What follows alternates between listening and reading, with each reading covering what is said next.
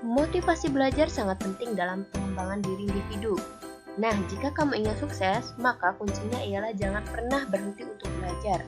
Karena hanya dengan belajar, kita dapat berkembang dan menjadi pribadi yang lebih baik. Lalu, apa sih motivasi itu?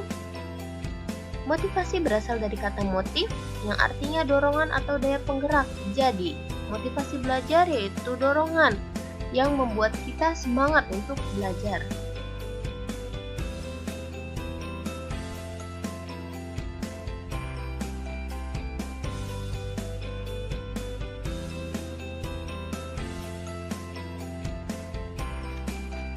Ada beberapa bentuk motivasi yang sering dilakukan di sekolah.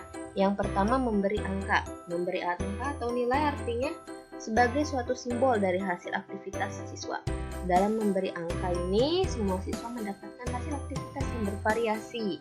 Pemberian angka diharapkan dapat memberi dorongan atau motivasi agar hasilnya dapat lebih ditingkatkan lagi. Yang kedua, gerakan tubuh.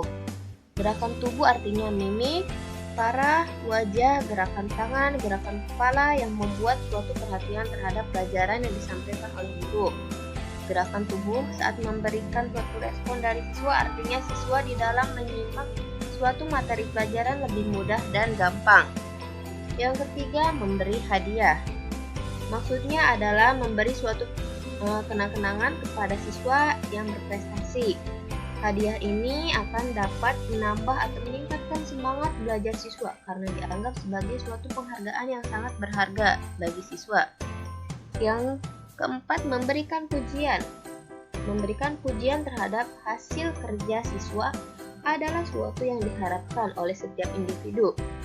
Adanya pujian berarti adanya perhatian yang diberikan kepada siswa sehingga semangat bersaing siswa untuk belajar akan lebih tinggi. Kemudian, memberikan ulangan. Ulangan adalah strategi yang paling penting untuk menguji hasil pengajaran dan juga memberikan motivasi belajar kepada siswa untuk mengulangi pelajaran yang telah disampaikan dan telah diberikan oleh guru. Kemudian, mengetahui hasil. Rasa ingin tahu siswa kepada sesuatu yang belum diketahui adalah suatu sifat yang ada pada setiap manusia. Dalam hal ini, siswa berhak mengetahui hasil pekerjaan yang dilakukannya. Kemudian, memberikan tugas. Tugas merupakan suatu pekerjaan yang menuntut untuk segera diselesaikan. Pemberian tugas kepada siswa akan memberikan suatu dorongan dan motivasi untuk memperhatikan segala isi pelajaran yang disampaikan. Dan yang terakhir, hukuman. Dalam proses belajar mengajar, memberikan sanksi kepada siswa yang melakukan kesalahan adalah hal yang harus dilakukan untuk menarik dan meningkatkan perhatian siswa. Misalnya, memberikan pertanyaan kepada siswa yang bersangkutan. Ada beberapa faktor yang mempengaruhi motivasi belajar.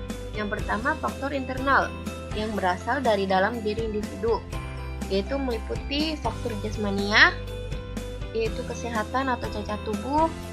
Jadi, ketika jasmani kita dalam keadaan sehat, maka kita akan semangat dalam belajar. Tapi sebaliknya, jika jasmani kita lagi kurang sehat atau kita sedang dalam keadaan sakit, maka motivasi belajar kita akan menurun.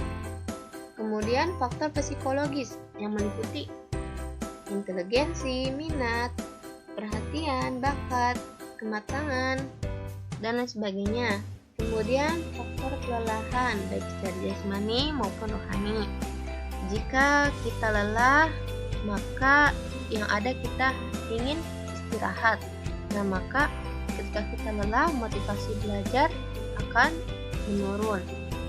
Kemudian faktor dari luar atau faktor eksternal meliputi faktor keluarga, yaitu cara orang tua mendidik, relasi antar anggota keluarga, suasana rumah, keadaan gedung, dan metode belajar. Nah, ketika sedang ada konflik di rumah, maka motivasi belajar kita akan berkurang. Kemudian faktor dari sekolah, metode pengajar dan kurikulum, relasi guru dan siswa, disiplin sekolah, alat pengajaran dan waktu sekolah, keadaan gedung sekolah, kemudian standar pelajaran. Nah, yang terakhir faktor masyarakat, kegiatan siswa dalam masyarakat, mass media, teman bergaul. Itu beberapa faktor yang dapat mempengaruhi motivasi belajar kita.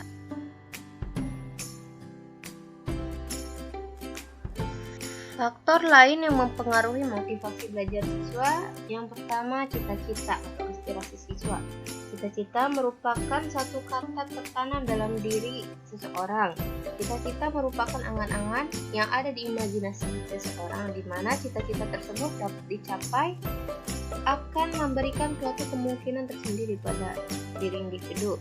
Adanya cita-cita yang diiringi oleh perkembangan dan pertumbuhan kepribadian individu yang akan menimbulkan motivasi yang besar untuk meraih cita-cita atau kegiatan yang diinginkan. Yang kedua, kemampuan. Kemampuan dan ketetapan setiap individu akan memperkuat adanya motivasi. Kemampuan yang dimaksud adalah kemampuan membaca, memahami, sehingga dorongan yang ada pada diri individu akan semakin tinggi. Yang ketiga, kondisi siswa dan lingkungan. Kondisi siswa adalah kondisi rohani maupun jasmani. Apabila kondisi stabil dan sehat, maka motivasi siswa akan bertambah dan prestasinya akan meningkat. Begitu juga dengan kondisi lingkungan siswa, yang meliputi lingkungan keluarga dan masyarakat. Jika lingkungan keluarga dan masyarakat mendukung, maka motivasi pasti ada dan tidak akan menghilang.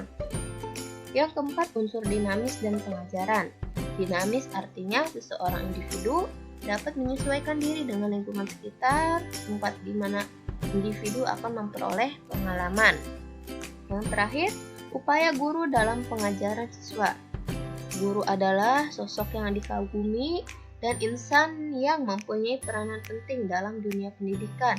Seorang guru dituntut untuk profesional dan memiliki keterampilan. Salah satu tujuan belajar di kelas agar kita dapat naik ke kelas berikutnya sampai lulus. Untuk mencapai tujuan tersebut, maka kita perlu berusaha. Lalu usaha apa aja yang harus dilakukan agar naik kelas? Yang pertama, secara akademis, meliputi hasil ulangan yang diperoleh harus sudah tuntas. Kemudian kehadiran harus sesuai dengan ketentuan. Ketika jadwal kalian hadir, maka kalian harus hadir. Usahakan untuk hadir karena kehadiran ini menjadi penentu kenaikan kelas kalian. Apalagi sekarang sudah memasuki semester kedua, kalian harus lebih rajin dari semester pertama. Nah, apabila kalian berhalangan hadir, kalian sedang ada acara keluarga atau kalian sedang sakit, maka kalian harus memberitahu kepada wali kelas agar kehadiran kalian tidak diabaikan. Kemudian konsentrasi belajar. Nah, konsentrasi belajar ini penting. Ketika kalian berkonsentrasi dalam belajar, maka kalian akan memahami materi yang disampaikan oleh Bapak Ibu guru. Kemudian kesehatan fisik atau mental yang menunjang kegiatan belajar. Kemudian kelengkapan catatan pelajaran. Usahakan ketika Bapak Ibu sedang menerangkan, kalian catat dalam buku catatan. Atau karena sekarang masih pandemi dan kalian sudah dibagikan LKS, maka kalian cukup baca LKS dan kalian tandai materi-materi yang penting menggunakan spidol atau stabilo agar ketika kalian baca, kalian tidak perlu membaca keseluruhan. Jadi kalian cukup baca hal-hal penting yang sudah kalian tandai menggunakan spidol atau stabilo.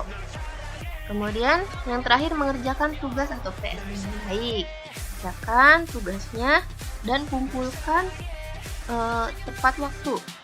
Ketika waktunya mengumpulkan, kalian harus sudah selesai tugas-tugasnya. Kemudian yang kedua, persyaratan budi pekerti meliputi menaati tata tertib sekolah, bersikap ramah kepada guru atau karyawan sekolah, menjalin hubungan yang baik dengan teman sebaya. Nah, rambut harus disisir rapi, tidak mengenakan pewarna rambut. Kemudian menjaga kebersihan diri dan lingkungan, dan yang terakhir membuang sampah pada tempatnya. Baik, cukup sekian materi yang dapat Ibu sampaikan pada pertemuan kali ini mengenai motivasi belajar. Semoga apa yang telah Ibu sampaikan dapat kalian pahami dan dapat kalian terapkan dalam kegiatan belajar kalian. Kurang lebihnya mohon maaf. Selamat mengerjakan tugas yang Ibu berikan. Wabillahi taufiq wal hidayah. Wassalamualaikum warahmatullahi wabarakatuh. Semangat!